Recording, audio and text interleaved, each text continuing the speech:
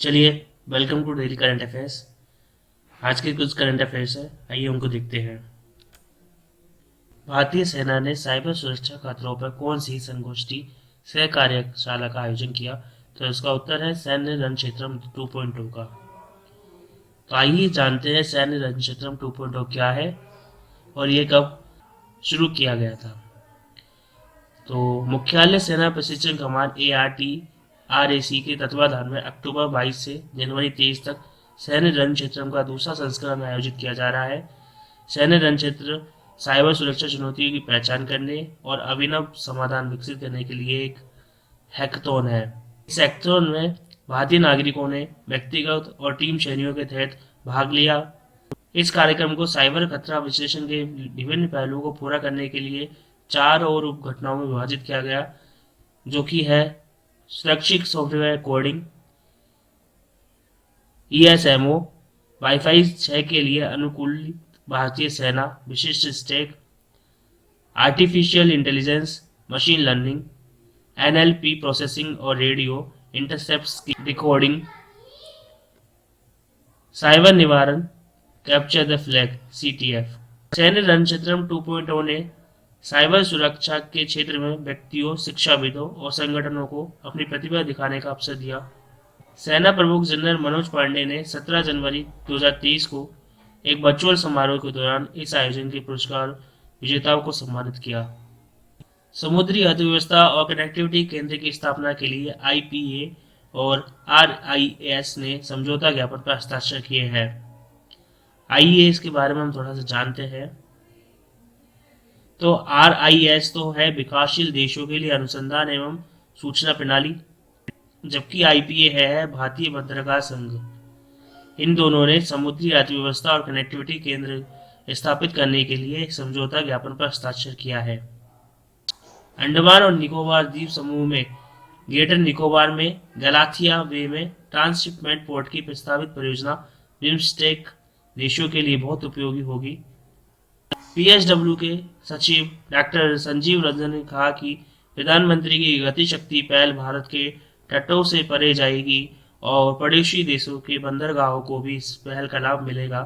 केंद्रीय मंत्री सर्बानंद सोनोवाल का कहना है कि RIS को नीति निर्माण में भी अपनी विशेषज्ञता देनी चाहिए। आइए हम RIS और IPA के बारे में जानते हैं। तो RIS नई दिल्ली में स्थित एक स्वायत्त नीति अनुसंधान संस्थान है। यह अंतर्राष्ट्रीय आर्थिक विकास, व्यापार, निवेश और प्रौद्योगिकी से संबंधित मुद्दों में विशेषज्ञ है। और IPA इसका गठन 1966 में सोसाइटी पंजीकरण अधिनियम के तहत किया गया था। यह बंदरगाह, नौवहन और जलमार्ग मंत्रालय के तहत सभी प्रमुख बंदरगाह के विकास के लिए जिम्मेदार है। यह समुद्री क्षेत्र को एकीकृत करने के लक्ष्य के साथ प्रमुख बंदरगाहों के लिए एक थिंक टैंक है। चीनी सत्र 2021-22 में भारत द्वारा कितना गन्ना का उत्पादन किया गया? Record 5,000 lakh metric tonne. देश में 5,000 LMT से ज्यादा गन्ने की रिकॉर्ड पैदावार हुई, जिससे लगभग 3,574 LMT गन्ने की चीनी मिलों में पेराई हुई। 394 LMT सुक्रोज का उत्पादन हुआ। इसमें 36 लाख चीनी का इस्तेमाल इथेनॉल उत्पादन में किया गया और चीनी मिलों द्वारा 359 LMT चीनी का उत्पादन किया गया। 21-22 के दौरान चीनी मिलों ने इथेनॉल की बिक्री से 20,000 करोड़ रुपए से अधिक की आय अर्जित की। अक्टूबर से सितंबर के बीच दुनिया में सबसे ज्यादा चीनी का उत्पादन और खपत भारत में हुई। ब्राजील के बाद भारत दुनिया का दूसरा सबसे बड़ा चीनी निर्यातक देश हुई है। हर चीनी सीजन में घरेलू खपत के 260 से 280 LMT की तुलना में 320 से 360 LMT चीनी का उत्पादन होता है।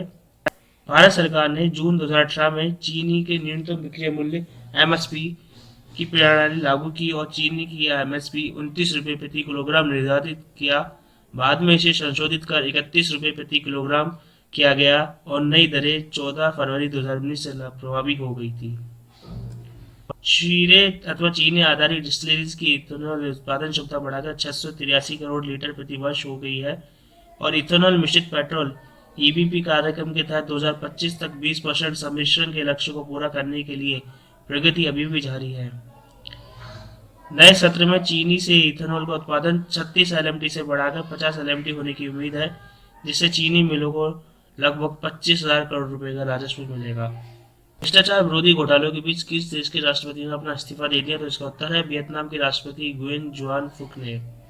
भ्रष्टाचार विरोधी अभियान ने वियतनाम में कई मंत्रियों को बर्खास्त कर दिया है। इससे पहले राष्ट्रपति फुक के अधीन काम करने वाले 2 प्रधानमंत्रियों ने पद छोड़ दिया था। श्री फुक ने 2021 में राष्ट्रपति का पद ग्रहण किया था। इन्होंने 2016 से अप्रैल 2021 तक वियतनाम के प्रधानमंत्री के रूप में भी कार्य किया था। राष्ट्रपति के इस्तीफे के लिए नेशनल असेंबली से अनुमोदन की आवश्यकता होती है। पार्टी के महासचिव गुयेन फू ट्रोंग ने वरिष्ठ अधिकारी को हटाकर अपने अधिकार को मजबूत करने की कोशिश की, जिससे अधिक पश्चिम समर्थक और व्यापार समर्थक के रूप में देखा जा रहा है।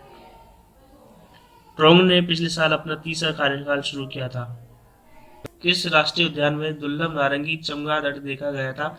बस्तर छत्तीसगढ़ के कांगेर घाटी। बस्तर छत्तीसगढ़ के कांगेर घाटी।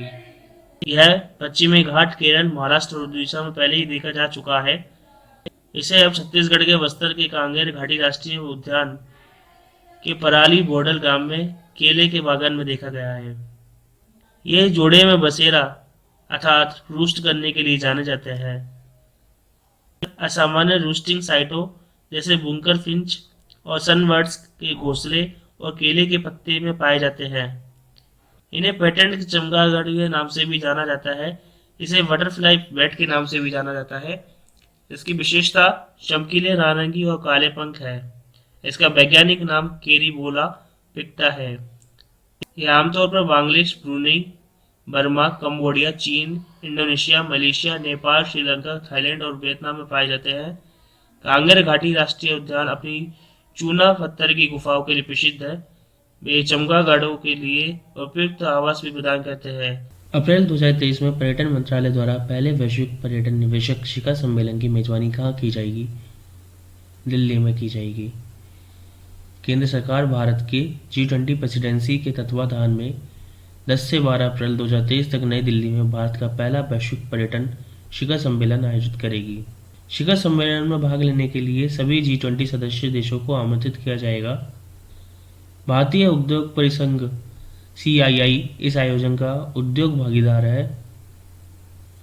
वैश्विक पर्यटन निवेशक शिखर सम्मेलन में भारत पर्यटन के विभिन्न क्षेत्रों जैसे थीम पार्क, साहसिक पर्यटन, एडवेंचर टूरिज्म और कल्याण पर्यटन में निवेश के अवसरों का प्रदर्शन करेगा। पर्यटन क्षेत्र 2030 तक पर्यटन में लगभग 140 मिलियन रोजगार सृजित करते हुए 56 बिलियन अमेरिकी डॉलर विदेशी मुद्रा योगदान होगा। महाराष्ट्र ने कारोबार में आसानी के लिए लाइसेंसों की संख्या घटाकर केवल 10 कर दी गई है। मुंबई क्रूज कैपिटल है और ताडोबा टाइगर कैपिटल है।